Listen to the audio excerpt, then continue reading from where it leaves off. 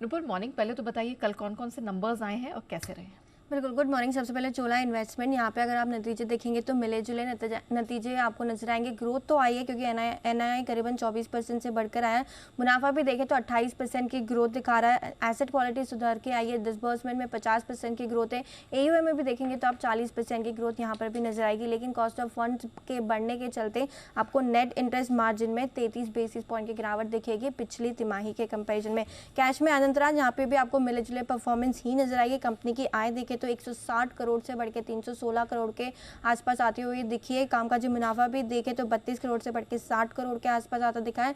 हालांकि मार्जिन में 100 basis point का दबाव इस क्वार्टर में आते हुए दिखा है। दालमिया भारत शुगर जहां पे मिला जुला ही परफॉर्मेंस आपको नजर आ रहा है। कंपनी की आय करीबन 10% से घिर कर आई है। कामकाजी मुनाफा देखें तो 9% की बढ़त दिखा रहा है। मार्जिन हालांकि 400 बेसिस पॉइंट से बढ़कर इस क्वार्टर में आते हुए दिखे है। मुनाफा भी 13% की ग्रोथ दिखा रहा है।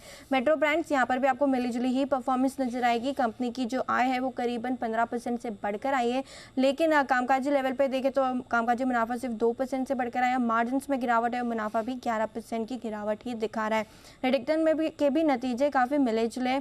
कंपनी की आय में तो आपको बढ़त नजर आ रही है 26% की। कामकाजी मुनाफा देखें तो 9% की गिरावट आपको यहाँ नजर आएगी। मार्जिन्स में 70 बेसिस पॉइंट की गिरावट है और मुनाफा भी देखें तो 21% से घिरकर इस क्वार्टर में आते हुए नजर आया। थर्मैक्स यहाँ पे नतीजे काफ़ी अच्छे हैं।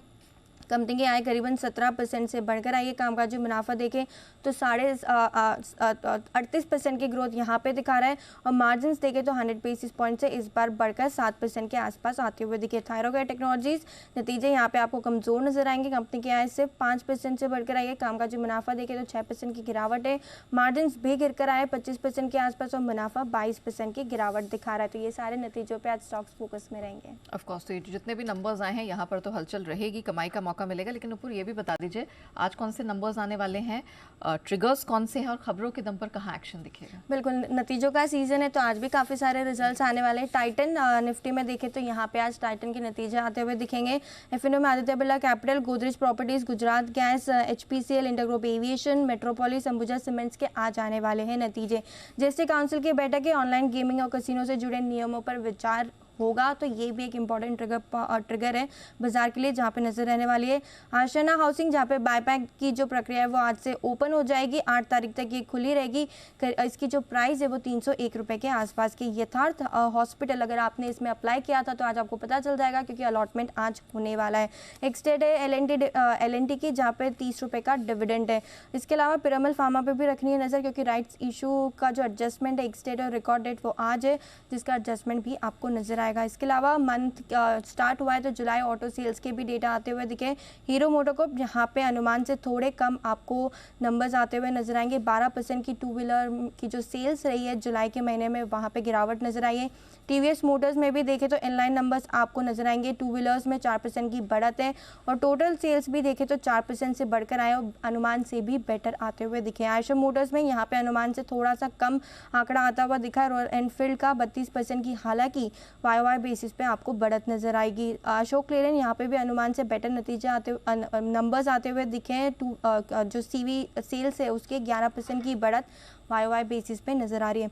एसएमएल इसुजू पे भी नजर रखनी। यहाँ पे जुलाई में जो कार्गो गाड़ियों की बिक्री हुई है वहाँ पे 2% की गिरावट दिख रही है। पैसेंजर व्हीकल की बिक्री हालांकि 34% से बढ़कर आई है और कुल गाड़ियों की भी बिक्री की बात करें तो 23% की ग्रोथ दिखा रहा है। इसके अलावा मोइल जहाँ पे बेस्ट एवर जुलाई का मंथली अपडेट आते हुए नजर आया। 71% की ग्रोथ आपको यहाँ पर नजर आ रही है प्रोडक्शन और बिक्री में।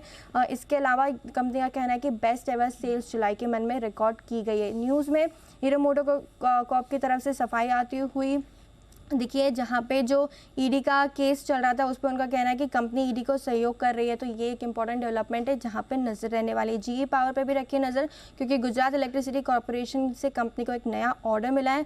444 करोड़ का ये ऑर्डर मिलता हुआ दिखा है। तो ईपीसी बेसिस पर इस कॉन्ट्रैक्ट को किया जाएगा। तो ये सारे स्टॉक्स आज फोकस में रहेंगे।